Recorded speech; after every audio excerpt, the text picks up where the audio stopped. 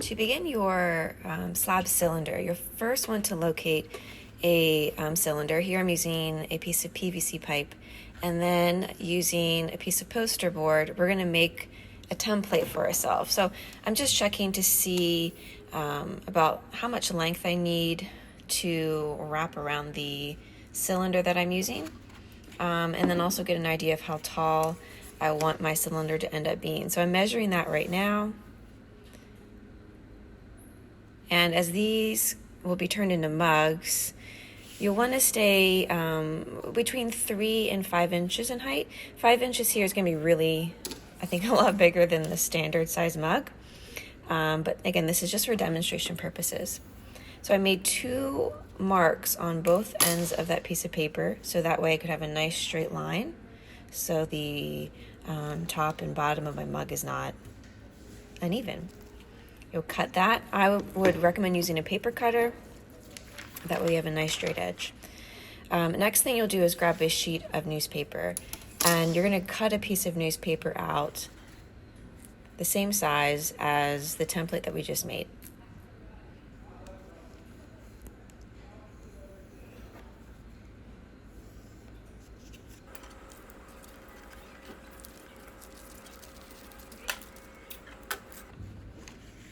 Next step is to tape your newspaper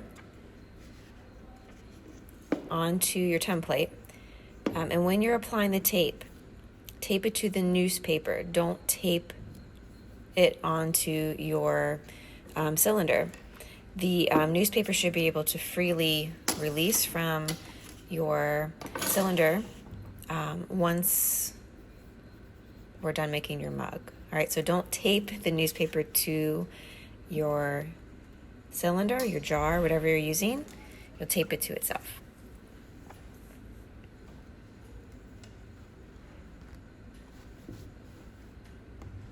So from here, you will have wedged clay. Again, depending on the size of your mug, you'll need to estimate about how much clay you'll need. This is approximately 2 pounds of clay. So it'll be enough to make my mug, and it should also give me enough to make my base. So right now I'm just getting an idea of the width of that template so that I know how wide this slab of clay should be. Before we put it through the slab roller, we want to throw and stretch our clay outwards.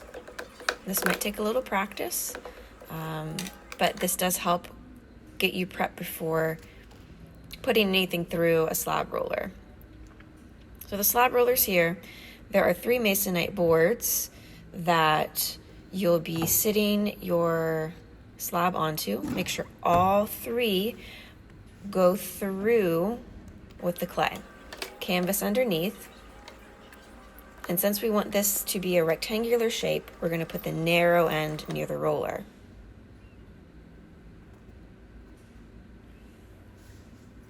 So from here, sometimes especially the slabs, you'll get air bubbles that'll pop up. So there's a couple on here that I'm just going to be releasing the air by poking a hole into those air pockets with a needle tool. I'm checking with my template again, and I'm noticing that the slab is a little too skinny, so I'm going to put it through the opposite way. That way it will stretch it out to be a little wider and fit my template.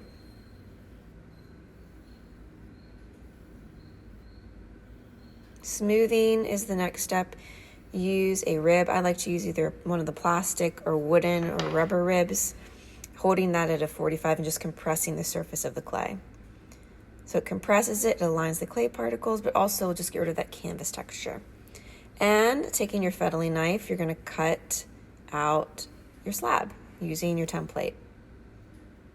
Be really careful with how you're holding the fettling knife. If you need to move around the slab, that is fine. It can be kind of hard cutting backwards or blindly. You can hold that fettling knife straight up and down, no angles. Remove the excess clay. You can hold on to this extra clay and use that for creating the base to your mug, and potentially your handle if the clay is soft enough. So in the meantime, if you're not using that clay, put it in the bag so it doesn't dry out.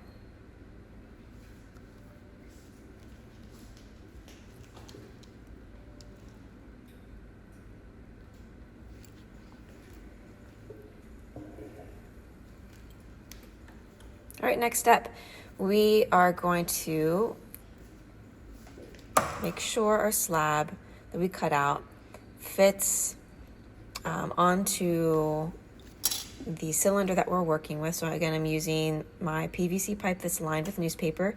The newspaper is there to make sure the clay doesn't stick.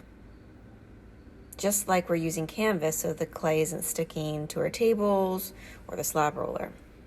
All right, so I have a little bit of an overlap there. Okay, that's good, that's what we want.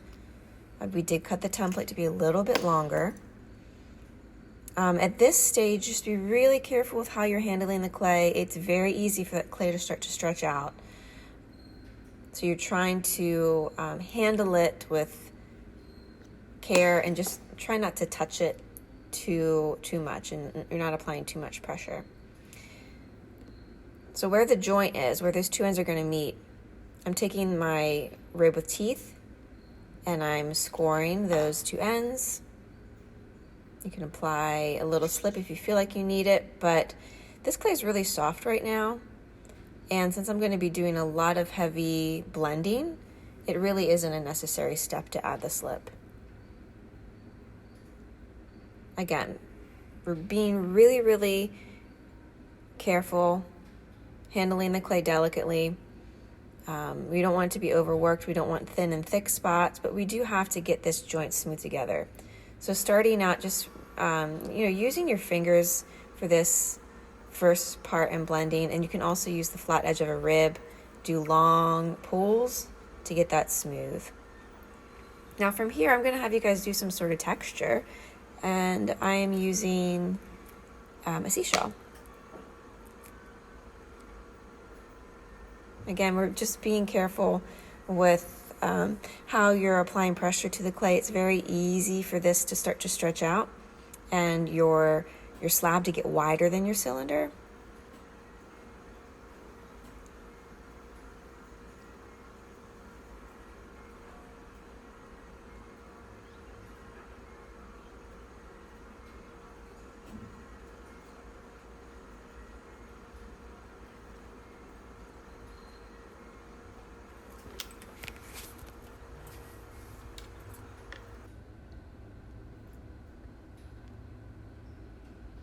So at this point, you can see it's gotten a little bit wider. It's a little bit more loose. It's okay though.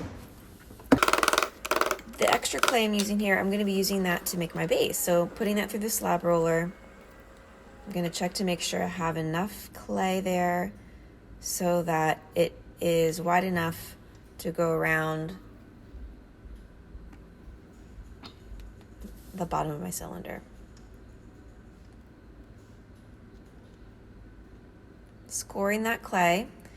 Again, I'm using the rib with the teeth. And I've decided to score that side because it looked like it was just a little bit more uneven. So I'm going to put the more uneven rough end on the bottom. That way my nicer end will be at the top where you'll be drinking out of the mug. Grab a banding wheel at this point.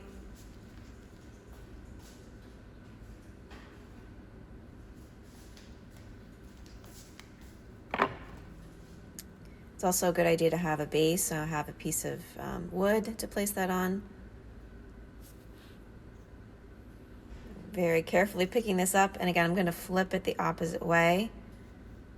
And I have just enough clay. I'm lightly tracing that first, and I'm going to score it. Here I am going to add slip. And make sure you shake those bottles. Sometimes the water will separate. So scoring, adding slip. Since we're not able to blend as heavily as we were with the body of the cylinder, the wall, use a needle tool. And I'm cutting my base to fit. Gently blending. Here we're going to be smoothing some of the texture away that was created from the seashell, but that's fine. We can go back and touch those spots up in a little bit. Right, so you can take that texture and just apply some texture throughout just to make it less noticeable that that is the joint where the base is meeting the wall. So the idea here is that you've blended that completely. You should not see where the base and the wall meet. If you do, if there are gaps, you're more likely to have the wall split from the base by either like hairline cracks, or it will physically start to pull away and you'll have a gap forming.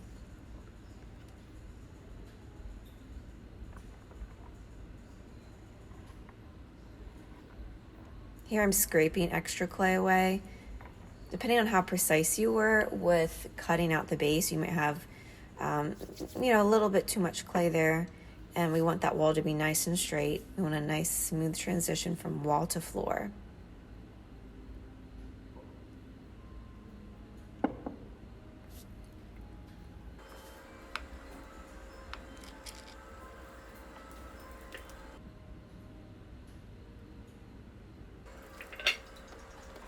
All right, time to make your handles. So we're gonna play around with a couple different options.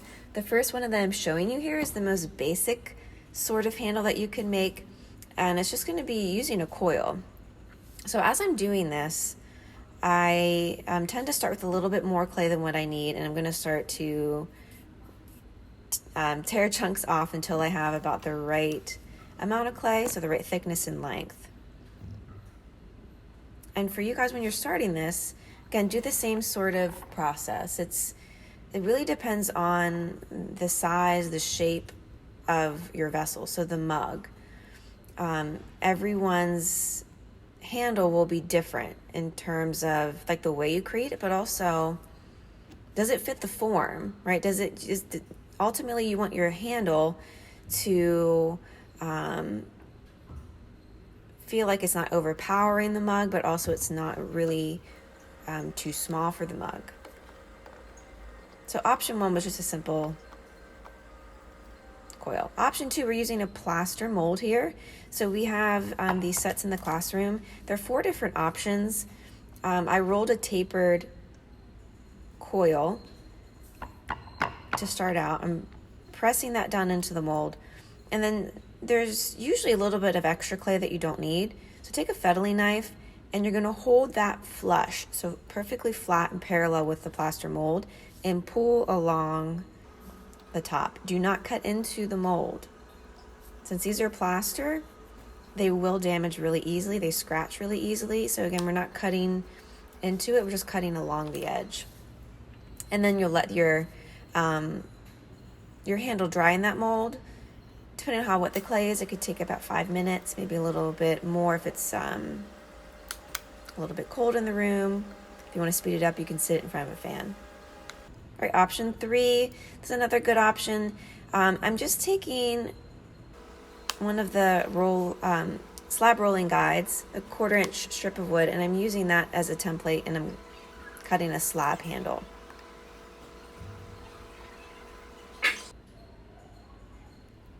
All right, so I'm coming back now to the plaster mold. At this point, again, it's been about 5 minutes. Gently pry that out, and definitely much bigger handle than what I need. So again, I'm going to play around with where I want to place the handle, how much of this do I want to keep. Be careful too as you bend this. I'm very gently bending it. I want to make sure it's not cracking. If it is, I have a little wet sponge handy that I'll use to smooth. And notice with all of these handles, I'm sitting them up in like little arches or rainbows so that it starts to help the handle as it dries a bit to drying to the shape that I want it to be. That way when I go to attach it, I'm not attaching a handle that needs to be bent and it could potentially crack or break. So at this point, I'm going to be showing you how to place and attach your handles. Rather than attaching all 3 like I'm showing you here, I would like you guys just to pick your favorite handle. Recommend doing at least 2. It could be 2 of the same type or 2 totally different types. Here I have 3 different types of handles. Again, there's the coil, there's the use of the plaster mold, and then I have the slab. So the slab handle's right here, and that's what I'm starting out with. Just kind of figuring out placement. and also making sure it feels comfortable to hold and grip. I did mark where the handle would be attached using the rib with teeth and then some slip. You're also going to be scoring the handle.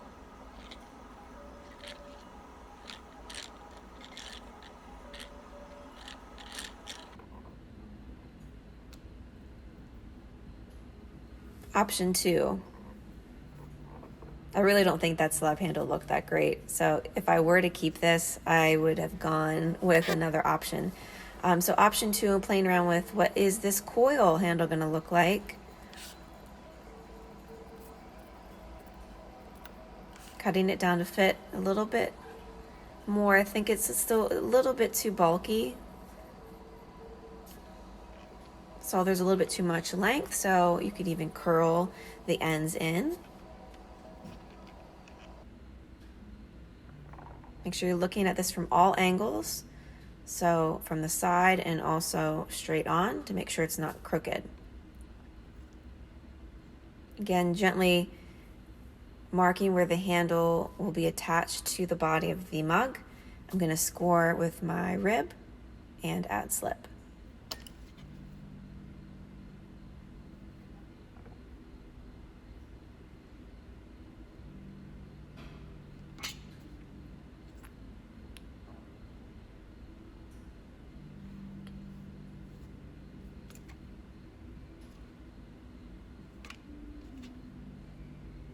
Also score the ends of your handle.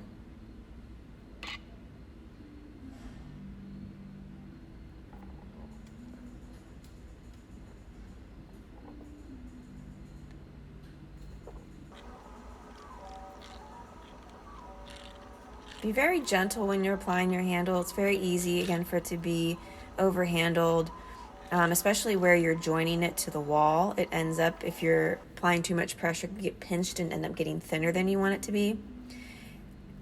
I'm using a sponge here to prop up my handle so that it keeps its shape, because it's still kind of plastic. It's not dry enough to really retain its shape just yet. All right, final handle. Using the mold, the plaster mold, scoring both ends.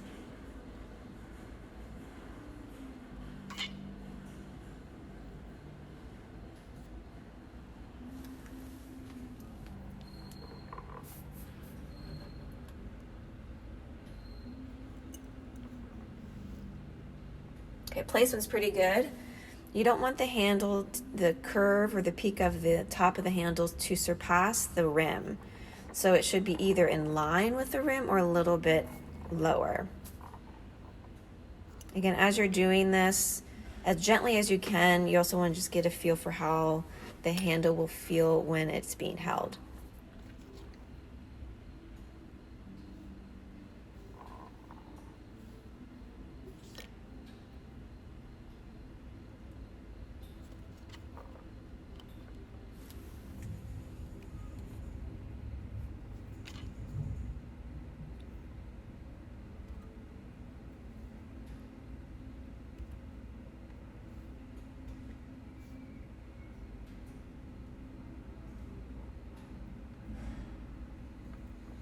Give a little wiggle.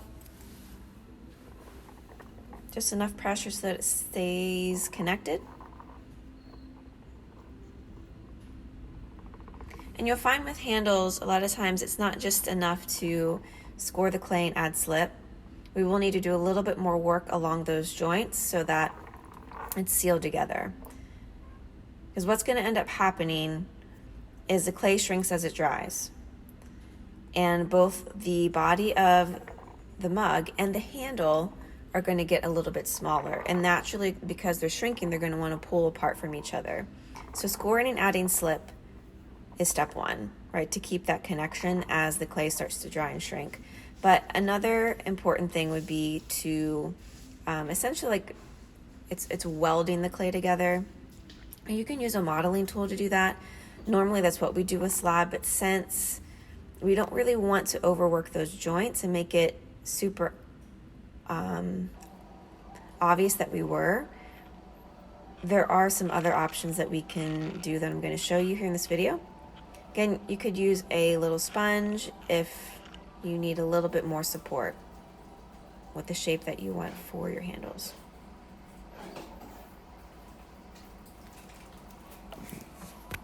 Final step, get a wet paintbrush, something small, and you can go along the joints, and with a little pressure and again with that little water, you build up some slip and you're sealing those joints together. Also, if you had any marks that were made from the connections, the scoring, or your needle tool, you can use that wet brush to clean those up too.